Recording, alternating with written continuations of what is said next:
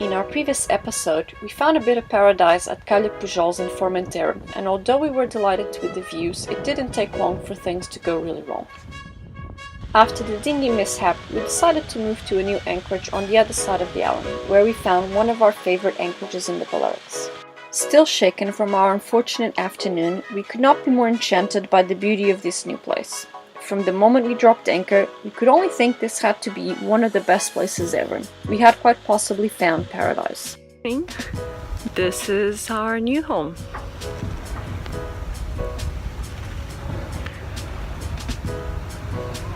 With the dinghy now repaired, our days gain new routines. Fast rides to the beach, just like Ella likes, big walks and fun moments while exploring the beach on both sides of San Spalmador. The days were still cold, but when we have the beach all to ourselves, what is there to complain about?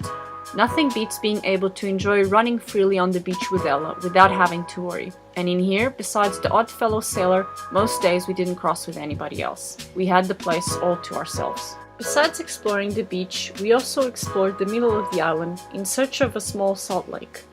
But getting to the trails was not such an easy task. First, we needed to cross the piles of dead Posidonia seaweed. A weird feeling, walking on a ground that sinks at each step. Keeping Ella on leash to avoid her running crazy in the natural reserve area, we enjoyed the little trails that lead to the small salt lake. A short break in our beach shenanigans.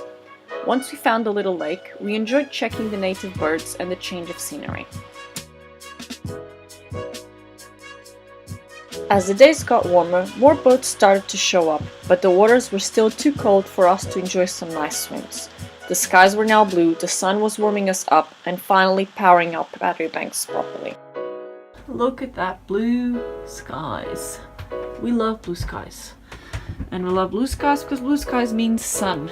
And we're on solar, and for the last 3 days, after spending 1 week at anchor, we've been struggling with power.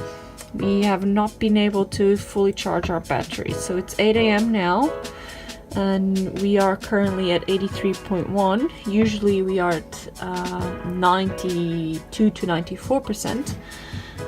But luckily we're already making 50 watts of power. Yesterday we had to run the engine for 1 hour to keep it above 80, because below 80 is quite hard for us to recover just with solar, and we had to turn off a lot of the standby devices and systems. So the bilge was off, the shower pumps were off, the water pressure was off, the salon and cabin lights were off, and the AC outlets, the two sides of the boat, were turned off for most of the day in an attempt to save any precious watt, because the moment, so now they're completely off, and now we still have 1 watt on AC loads. But if I try to plug in these ones, as you can see, it immediately goes to 14 watts, and this is just the standby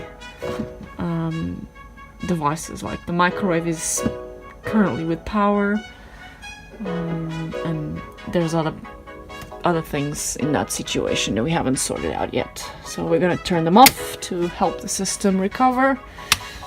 And that's pretty much it. Our biggest consumption is always our fridge. Not our freezer, not our drink fridge, our main fridge. It eats a lot of power. But hopefully with this blue sky today, we're gonna recover. Looks very promising today. Look at that. Absolutely blue. With the power problems behind our backs and warmer temperatures, it was time to explore a bit more this little bay of ours, and even risk a splash on the cold water. The piles of dead Posidonia seaweed on the north side of the bay were quite impressive when viewed from the water level. It was a really nice and relaxing moment to explore the bay at such a slow pace. Nice paddle. Is it good? We were having a really good time in San Spalmador.